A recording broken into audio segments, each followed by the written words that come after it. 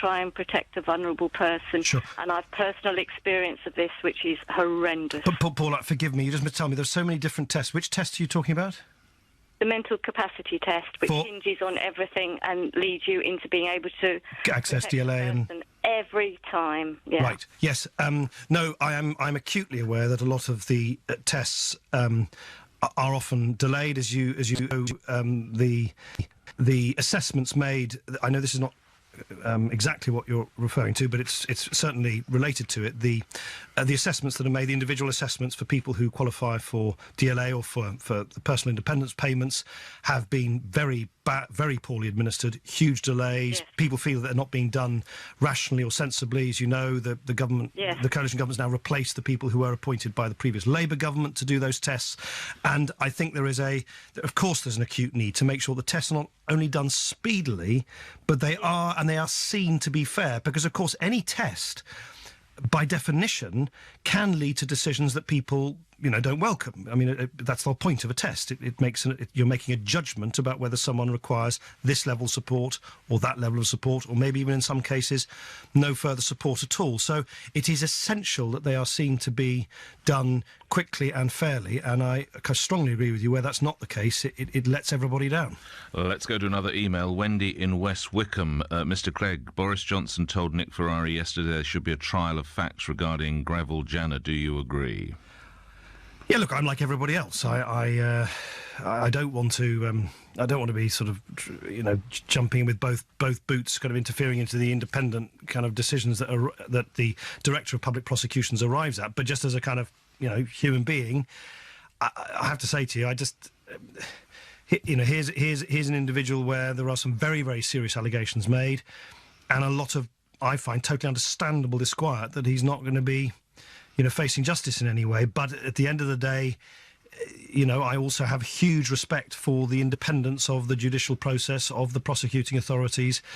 We could have a trial of facts. What's known as a trial of facts. Well, I mean, Alex Carlile, a distinguished Lib Dem QC, was saying, look, there could be a process established which is totally independent, not only of the decision that's been taken already by the Director of Public Prosecutions, but independent, obviously, of political interference, which just looks at the facts once again to give a, if you like, a proper second opinion. And I have some sympathy with that, given that this has elicited huge disquiet, which I can't imagine anyone doesn't share that sense of disquiet. These are very, very serious allegations. It's as the Health Secretary Jeremy Hunt said yesterday, it's something, and I'm quoting, something very, very strange here, where someone, this is Janner, whose family, I remind everybody, deny the allegations, yes, where someone was signing official letters a matter of weeks ago and is somehow escaping prosecution for something so incredibly serious. Jeremy Hunt's right there, isn't he? Well, I think I totally understand Wendy's point, which is, and I say Lord Carlile was making this point himself this morning, that there is some way in which we could have a panel. But what about Jeremy Hunt's point? This gentleman was signing. Well, I don't know which sign. I've simply. Lord Janner signed a letter to the House of Lords authorities requesting an extension to his leave of absence from Parliament. The letter was received by the Lords clerks on April the 9th. His signature, while obviously a man of that age is perhaps a little shaky, does seem to be fairly comprehensible. So I move you again to Jeremy Hunt's point. It's very, very strange, isn't it? I'm simply not. I don't know about the letter. I don't know.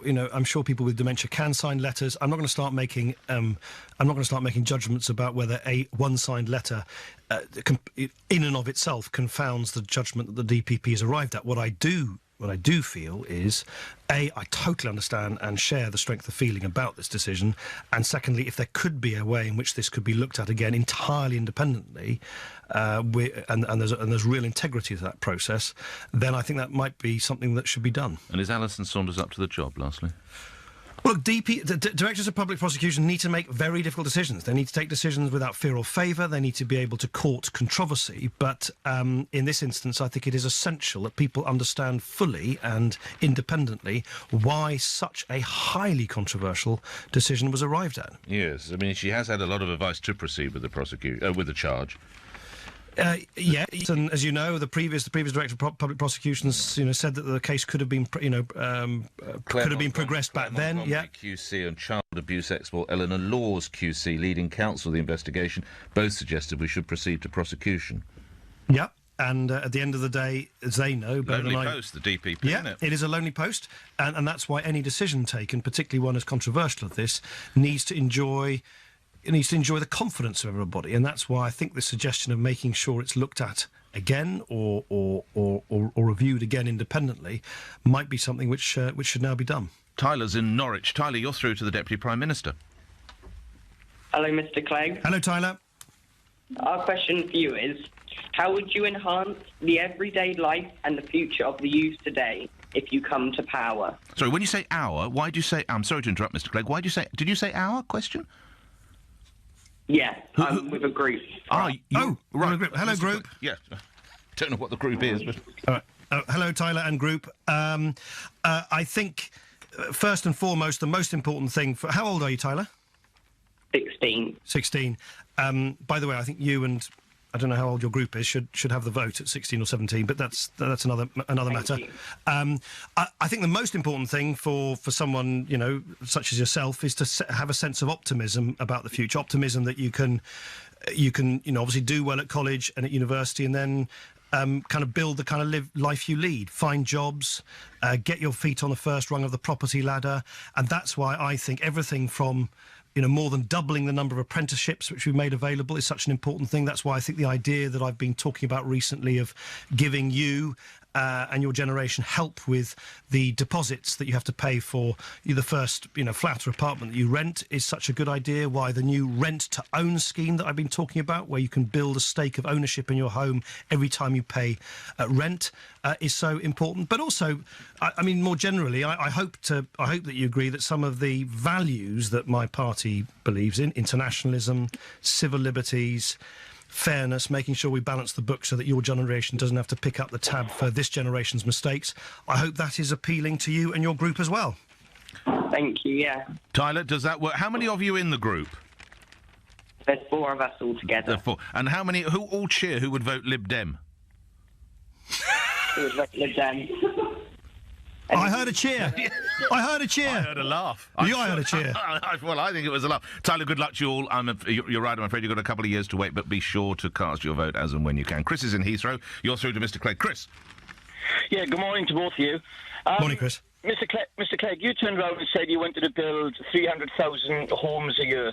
Now, granted, after the Second World War, we did achieve that, but nobody has come anywhere close to that since. The average house building for the last 10 years in the UK has been roughly 160,000. Yeah, that's right. So where have you got this magical figure of 300,000? So basically, you want to double house building. How are you going to do it? Yeah, no, I agree with you, Chris, that the rate of house building is way, way below what is needed. So where did that figure come from? It's not something just sort of, invented capriciously by me. This is something, as you know, that people who've been looking at the housing market, in other words, looking at how many people want to buy homes, live in homes, and how many homes we have built to provide for them, that the mismatch is around amounts to around 250,000, 300,000 a year that needs to be built additionally. I think some of the big ideas that we've got that would help crack this is firstly giving local communities and local authorities to let them off the leash a bit from the very kind of strict straitjacket they have imposed upon them from the Treasury, which prevents local authorities from, sensibly borrowing their own money to invest in housing. Direct commissioning from government. I think there is a role, finally, and I know this is unfashionable. Danny Alexander's insisted that we try this out in a pilot in Cambridgeshire, I think it is. As you can imagine, this was quite a debate in the coalition government. The Conservatives don't like that, but my view is you can't just rely on commercial developers to do it. Why don't we, for instance, insist that we use some of the huge amounts of land that the Ministry of Defence have got, the Department of Health has got, that other parts of Whitehall have got to build more homes, and then particularly in the South East, where there is such huge demand, families want to come and move into the South East, raise families and so on. I think we should go back to the great tradition of garden cities. We've done it before. before, Welwyn Garden City, Hatfield, Milton Keynes build 10 garden cities across the southeast of England over the next, with obviously local support.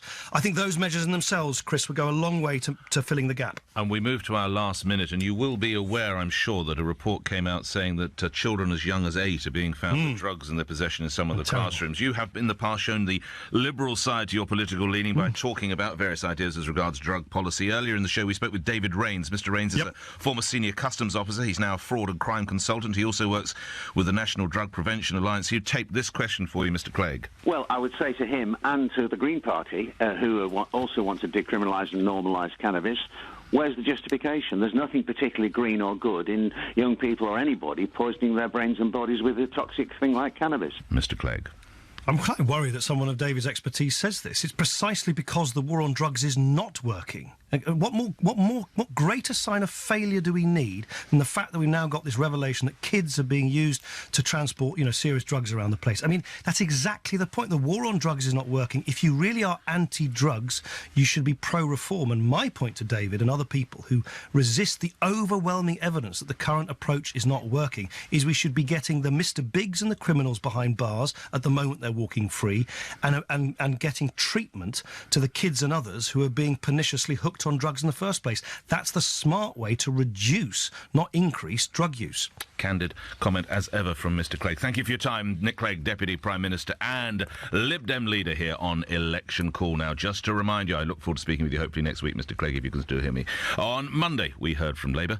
Chuka Amuna on Tuesday. It was the turn of UKIP, their Deputy Chairwoman or man, Suzanne Evans. Yesterday, some of you might recall, the Conservative Boris Johnson with me. It's all part of Election Call on LBC, giving you the chance to question a senior politician about the issues that matter to you. We may well return to that drug story, or also might be looking at the case of the judge who said a murdered girl had made herself vulnerable because she drank too much. All that after this. 9:31, you're listening to Breakfast with me, Nick Ferrari, here on LBC.